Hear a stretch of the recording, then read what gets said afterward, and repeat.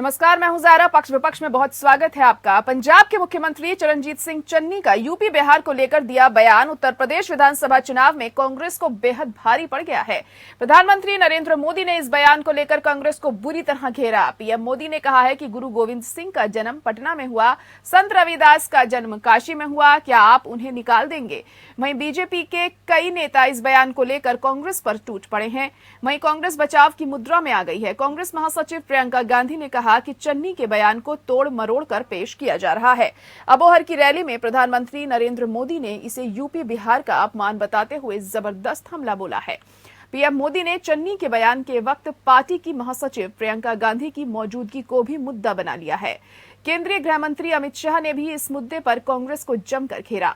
आम आदमी पार्टी के नेता अरविंद केजरीवाल ने भी पलटवार करते हुए कहा है कि प्रियंका गांधी भी यूपी की हैं।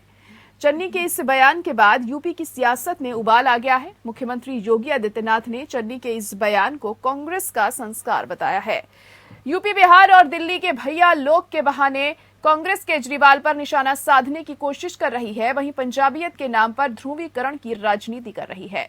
लेकिन पंजाब में भी खेतीहर मजदूरों के रूप में यूपी बिहार के लाखों मजदूर काम करते हैं। पंजाबियत का फायदा कांग्रेस को कितना मिलेगा ये कहा नहीं जा सकता, लेकिन पंजाब के साथ यूपी में भी पार्टी को बड़े नुकसान का अंदेशा हो गया है। जाहिर है कि कांग्रेस पंजाबियत का नारा देकर भी आम आदमी पार्टी के मुकाबले ज्यादा समर्थन नहीं जुटा सकती। लेकिन राष्ट्रीय राजनीति में कांग्रेस को खासा नुकसान हुआ है, क्योंकि बीजेपी पर बांटो और राज करो का आरोप लगाने वाली कांग्रेस पर ही देश को बांटने का आरोप चस्पा होते दिखाई दे रहा है।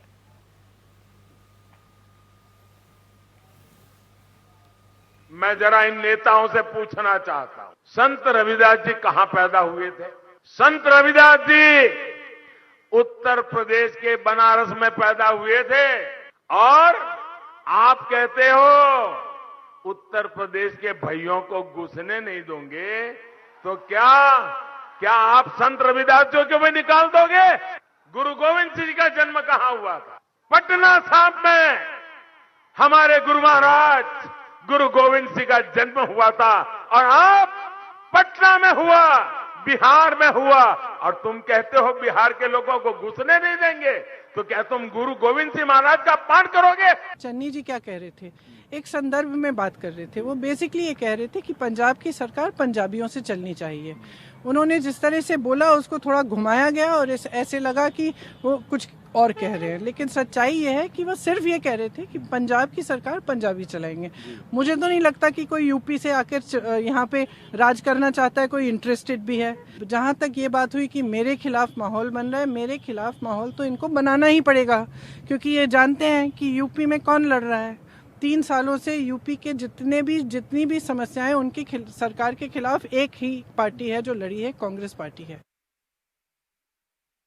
तो चन्नी के बयान को लेकर अब कांग्रेस हर तरफ से घिरती हुई दिखाई दे रही है और कहीं ना कहीं ये जो बयान है कांग्रेस के लिए नुकसानदेह साबित हो सकता है। आपको बता दें कि आज प्रधानमंत्री नरेंद्र मोदी ने अबोहर में रैली की थी चुनाव प्रचार के लिए और इसी दौरान उन्होंने कांग्रेस को जमकर घेरा। तो वहीं केजरीवाल भी इस मुद्दे पर घेरते हुए दिखाई दिए कांग्रेस पार्टी को। अमित शाह ने भी कोई कसर नहीं छोड़ी है कांग्रेस को घेरने में।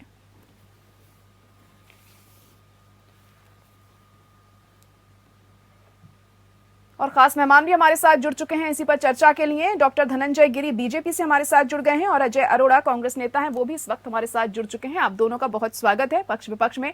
और सबसे पहले अजय अरोड़ा जी, आपके पास ही आना चाहूंगी। अब चरणजीत सिंह चन्नी ने ये जो बयान दिया है यूपी के भैया वाला, इसको लेकर आप लोग अब चारों तरफ से घिरते हुए हमें यहाँ पर दिखाई दे रहे हैं।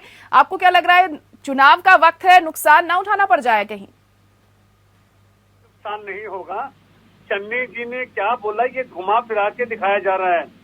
चन्नी जी का बताने का तरीका यही था कि हम पंजाब के लोग ही सरकार चलाएंगे, और उनके बयान को किस प्रकार से लिया और माननीय प्रधानमंत्री जी जिस प्रकार से तोड़ मरोड़ के बयानों को लेते हैं, जिन गुरुओं की याद दिलाते हैं, उन गुरुओं को हम भी नमन करते हैं, कांग्रेस नमन करती है, चन्नी जी नमन करते हैं, प्रियंका गांधी नमन करती है।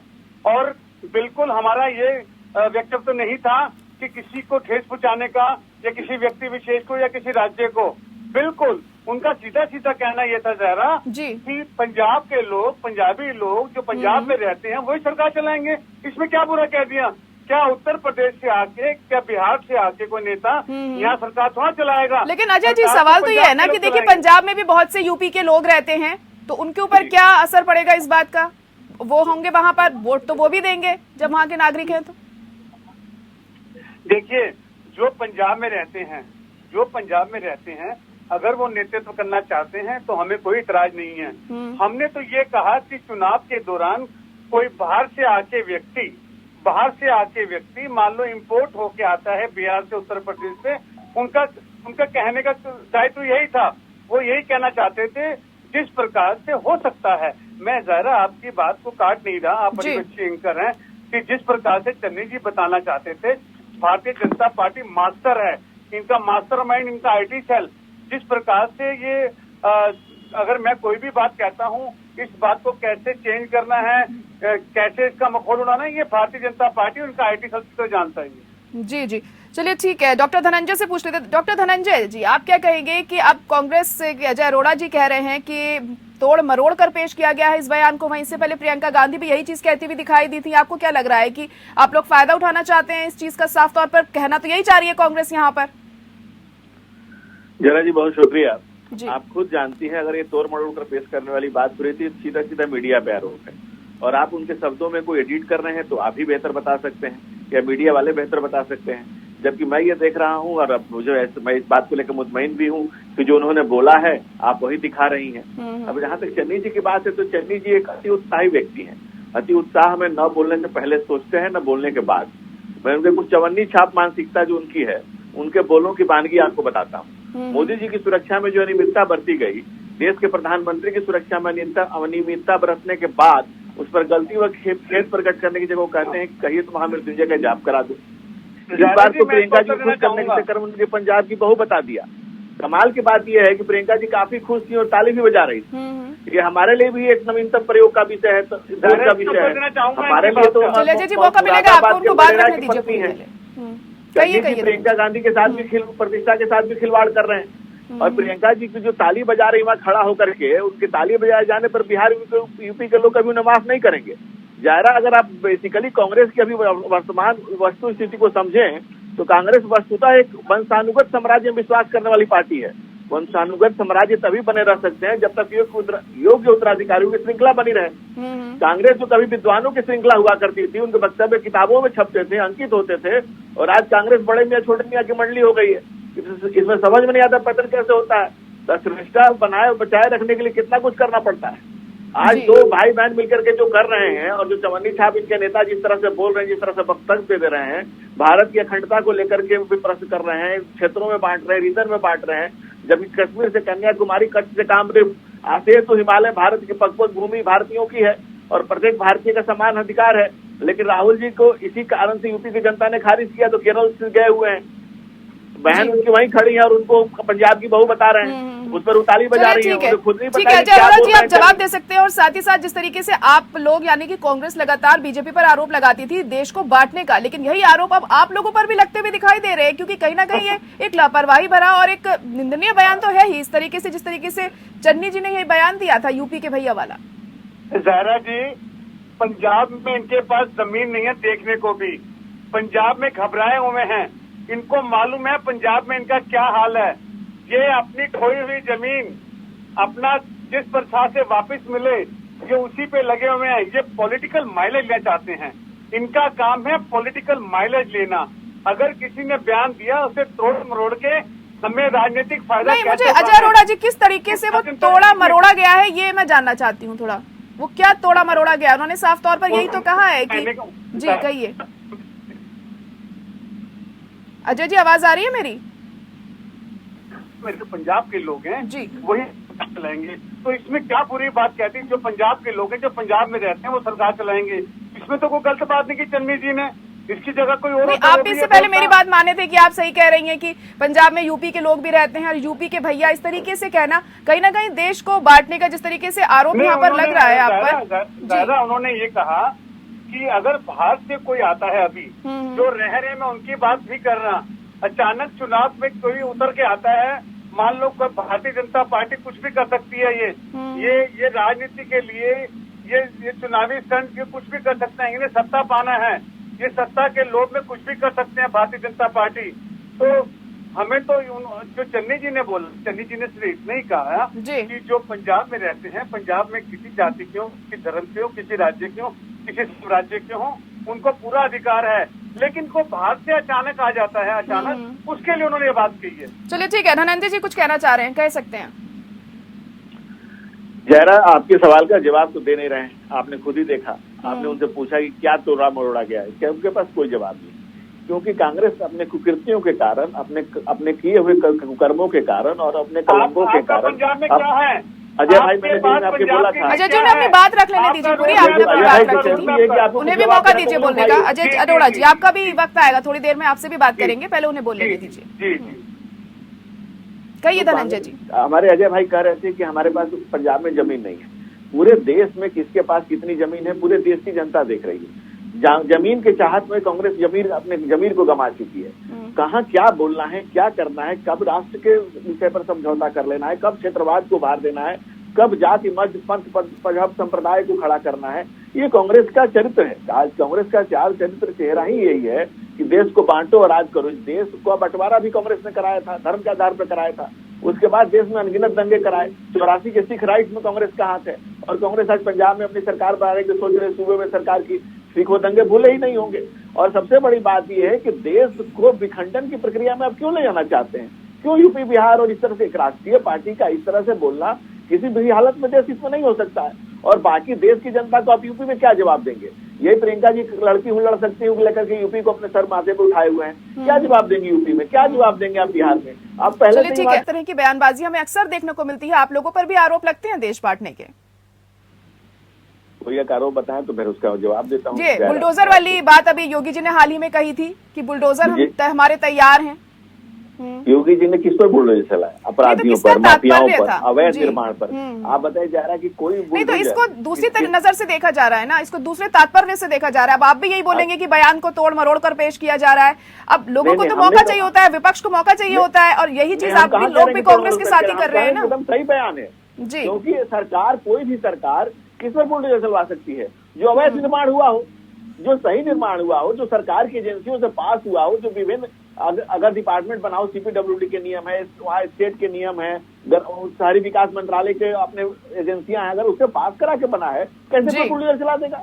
लेकिन सुप्रीम कोर्ट चला जाएगा, हाई कोर्ट जी, चलिए ठीक है, लेकिन इस बयान को लेकर आप लोगों पर भी तमाम सवाल उठ रहे थे। तो मेरा यही कहना है कि दोनों ही पार्टियों की तरफ से इस तरह की बयानबाजी होती है, दोनों सभी सियासी पार्टियों की तरफ से कुछ न कुछ इस तरह के बयान आते हैं। मैं आपको जिम्मेवारी से कहता हूं कि बिल्कुल सही बयान है, और बुलडोजर चलाएंगे। जो भी अवैध निर्माण करेगा, जो देश के कानून के अनुसार नहीं बनेगा, जो संविधान में प्रदत्त शक्तियों के अनुसार नहीं रहेगा, उसको उस पर कार्रवाई की जाएगी, बिल्कुल की जाएगी।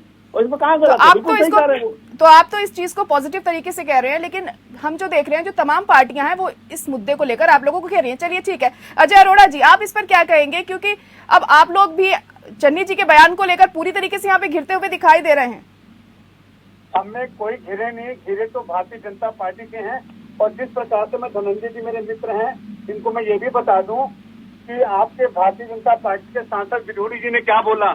ऐसे बयान केजरीवाल साहब ने बोला कि 500-500 रुपए के टिकट लेके उत्तर प्रदेश के लोग दिल्ली में अपना इलाज कराने आते हैं। किस किस की जुबान काटने जाऊं तेरी खातिर, किस किस की जुबान, किस किस की तबाही में तेरा हाथ नहीं है। तो आदरणीय योगी जी और आदरणीय भारतीय जनता पार्टी किस प्रकार से कार्य कर रही है ना, ये पॉलिटिकल माइलेज देने के लिए। लेकिन अभी 10 मार्च आने वाले टाइम में सब पता लग जाएगा, दूध का दूध पानी का पानी हो जाएगा। और पहले भी हमने पंजाब को सींचा है, और पंजाब का भविष्य हमारे हाथ में है, पंजाब हमारे हाथ में है। और जिस प्रकार से कांग्रेस के नेताओं ने और हमसे जो पूर्व नेता थे जो छोड़ के चले गए, पूरा विकास का कार्य किया पंजाब ने और पंजाब की जनता। और मैं तो कहता हूँ ज़ाहिरा, पंजाब की आवाम इनकी बातों में आने वाली नहीं है। ये जिन बयानों को लेके तरोड़ मरोड़े, पंजाब के लोग सुलझे हुए, ईमानदार, स्वच्छ छवि, उनको पता है किस प्रकार से वोटिंग करनी है। और 10 मार्च को नतीजे आने वाले हैं, दूध का दूध पानी का पानी हो जाएगा।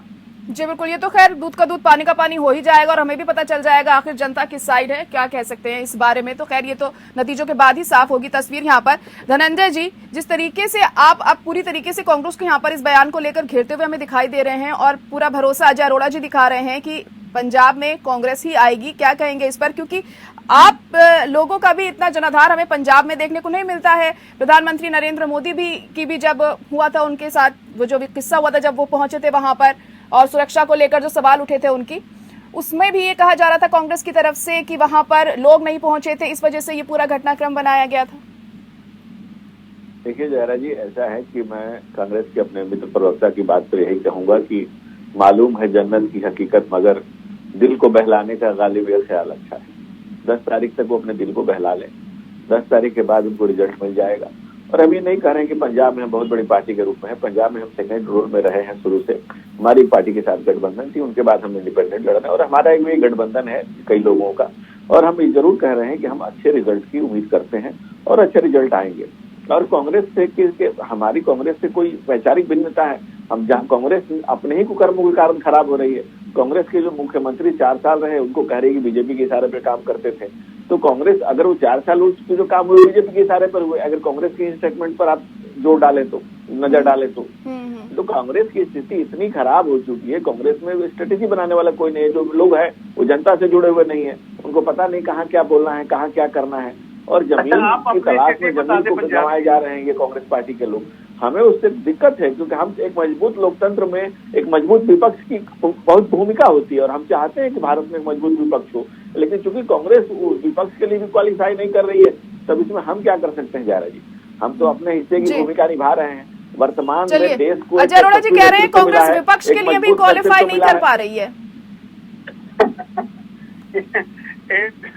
दूर सुबह का आसार नहीं, दिल को फिर भी बड़ी उम्मीद है कि सवेरा होगा। अभी पंजाब इससे बहुत दूर है। इनके 5 राज्य हाथ से जाने वाले हैं, उत्तर प्रदेश भी जाने वाला है। ये बौखलाए हुए घबराए हुए हैं। और जहां तक इन्होंने पंजाब में कांग्रेस के नेतृत्व की प्रश्न उठाया, अरे कांग्रेस के नेतृत्व में कोई भी रहा हो, पूरी टीम काम करती है, पूरा संगठन काम करता है, अकेला व्यक्ति तो काम नहीं करता, हमारी टीम काम करती है, इन्हें बता दें पहली बात। और जहां तक इन्होंने कहा कि हम विपक्ष में भी नहीं आएंगे, अरे आपने देखो इतने वर्षों में बाहर बैठे हो और आप बाहर ही बैठे रहोगे। जी अजय अरोड़ा जी, लेकिन आपको नहीं लगता है कि चन्नी के इस बयान के बाद कहीं ना कहीं आपको पंजाब से के साथ साथ यूपी में जो अब चुनाव होने वाले हैं तीसरे चरण के, उस पर भी असर पड़ सकता है? जी अजय अरोड़ा जी, आपसे ही जानना चाह रही थी। जी अब जी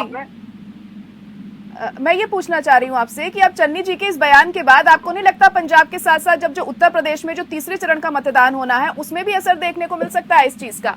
क्योंकि अगर वो उत्तर प्रदेश के ही लोगों को इस तरीके से कहेंगे तो वो क्या सोचेंगे कि कांग्रेस हमारे बारे में क्या सोचती है? बिल्कुल नहीं। मैंने क्या कहा है जरा, उत्तर प्रदेश, जो उत्तर प्रदेश की आपने बात की, उत्तर प्रदेश हो, गोवा हो, मणिपुर हो, कोई भी स्टेट हो, जिस प्रकार से भारतीय जनता पार्टी का कुशासन और भारतीय जनता पार्टी पिछड़ती दिख रही है, ये अब ये घबराए हुए हैं। असल में पता क्या जा रहा, गलती इनकी प्रवक्ता धनंजय की कोई गलती नहीं है।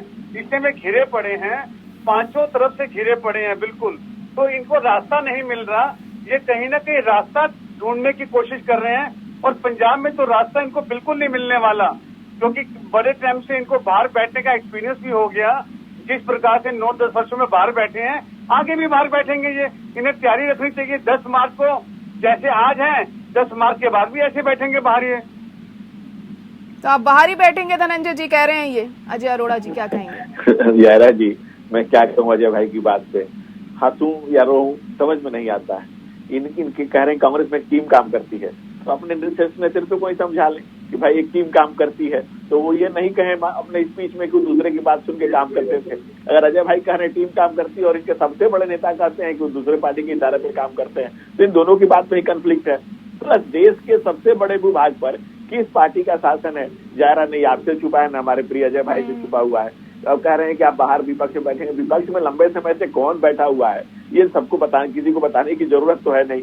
और रही बात पंजाब की, हम यूपी में भी लौटेंगे।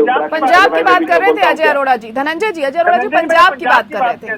धनंजय जी, मैंने पंजाब की बात की। देखिए पंजाब में हम बिल्कुल पहले से बेहतर करेंगे, बहुत अच्छा करेंगे, क्योंकि पंजाब की जनता जो कांग्रेस से दुखी है, इसलिए हम ये मान के चल रहे हैं कि पंजाब में भी हमारा परफॉर्मेंस बहुत ही अच्छा होगा। हमारे पंजाब के लोग भी देख रहे हैं ना कि भाई देश को एक सशक्त नेतृत्व मिला है, देश के सशक्त नेतृत्व, ऐसा नेतृत्व जो युगों युगों के बाद कोई ऐसा नेतृत्व आया है जो पूरे देश को एक सूत्र में पिरो करके एक राष्ट्र नायक युग पुरुष नरेंद्र मोदी के नेतृत्व में जिस तरह से देश आगे बढ़ रहा है, जिस तरह से प्रगति कर रहा है, उस तरह से पंजाब की जनता भी देख रही है। और पंजाब की जनता, देखिए पंजाब में बीजेपी का कौन बड़ा नेता है? मोदी जी की चलिए बात करें, वो तो एक देश राष्ट्रीय लेवल के नेता हो गए ना। सिर्फ पंजाब की अगर हम बात करें तो सिर्फ बीजेपी का कौन बड़ा नेता पंजाब का जिसके चेहरे पर आप चुनाव लड़ रहे हैं?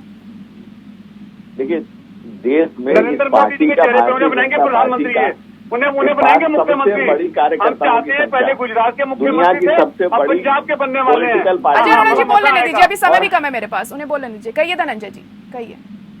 भारतीय जनता पार्टी दुनिया की सबसे बड़ी राजनीतिक पार्टी है।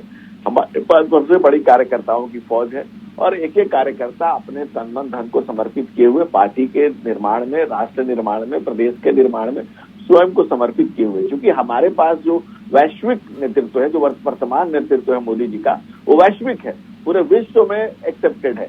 इसलिए हमें विश्वास देखिए, लेकिन जो विधानसभा चुनाव होते हैं ना, उसमें जो स्थानीय मुद्दे होते हैं वो ज्यादा महत्वपूर्ण होते हैं। चलिए ठीक है, अभी समय की कमी है मेरे पास। अजय अरोड़ा जी जल्दी से अपना एक जवाब दीजिए, आप कुछ कहना चाह रहे थे?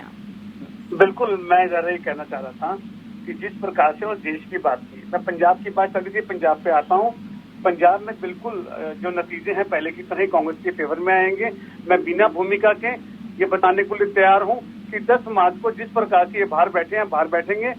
इनको इनके पे ना कोई चेहरा है मुख्यमंत्री का, ना इन पे कोई टीम है।